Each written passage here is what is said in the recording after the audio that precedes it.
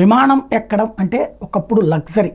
నాకు బాగా గుర్తు, చిన్నప్పటి నుంచి పైనుంచి వెళ్తుంటే విమానం గబగబా పరిగెత్తుకుంటూ డాబా మీదకి వెళ్ళి అలా కింద నుంచి చూస్తా సంతోషపడినటువంటి పిల్లల్లో ఒకడిని. అదే సందర్భంలో అదే విమానాన్ని ఇప్పుడు మనకి విజయవాడకి ఎయిర్పోర్ట్లో నేను సిటీ కేబుల్లో పనిచేసేది, తేజ టీవీలో పనిచేసే రోజుల్లో, అప్పటికి ఈనాడు అయిపోయింది, సిటీ కేబుల్ అయిపోయింది, తేజ టీవీలో పనిచేసే రోజుల్లో ట్రైనీ విమానం, ట్రైనింగ్కి ఎన్సీసీ వాళ్ళకి ట్రైనింగ్ ఇచ్చే విమానం, అలాగే గ్లైడర్, ఈ రెండు కూడా వాళ్ళకి ట్రైనింగ్ ఇస్తారు. వీడియో తీసుకుని స్టోరీ చేయడానికి ఆ ఎన్సీసీ ఆఫీసర్ సహకరించడం వలన విమానం ఎక్కి మొట్టమొదటిసారి ఆకాశంలో ఫ్లై చేసిన రోజు ఒక అద్భుతంగా ఫీల్ అయిన రోజు. ఒకసారి కాదు 3 సార్లు ఎక్కా, 3 సార్లు తిప్పారు, 3 రోజుల్లో 4 రోజుల్లో వరుసగా. ఎందుకంటే పైకి వెళ్ళి పైన రన్నింగ్లో ఇంటర్వ్యూ తీసాం, తీరా కిందకు వచ్చాక చూస్తే అది కాస్త సౌండ్ తప్పించేం లేదు. అప్పుడు బయట నుంచోబెట్టి చేయడం, ఇట్లాగ రకరకాల ప్రయత్నాలు చేయడం వల్ల 2-3 సార్లు తిరిగి వచ్చాను. అట్లాగే గ్లైడర్లో తిరగడం, ఇదంతా నడిచింది. అప్పుడు ఫస్ట్ టైం నా ఒక సాధారణమైనటువంటి మధ్యతరగతి కుటుంబానికి సంబంధించిన వాడిని ఇది ఎక్కగలిగాను. అది అంటే జనం దృష్టిలో, అదే రికార్డుల రోజులో మధ్యతరగతి, కానీ కుటుంబం ఫ్యామిలీ పేద కుటుంబమే.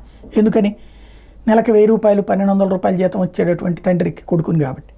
అదే సందర్భంలో నా లెక్క ప్రకారం చూసుకున్నప్పుడు జీతం నెలకు 2000 సంపాదిస్తున్నాను కాబట్టి 2500, అప్పటికి తేజాలో అంటే 5000 జీతం వచ్చేది కాబట్టి మధ్యతరగతి రికార్డులోకి వస్తానమాట అప్పటికి. అందువలన ఆ తేడా ఉంటుందన్నమాట.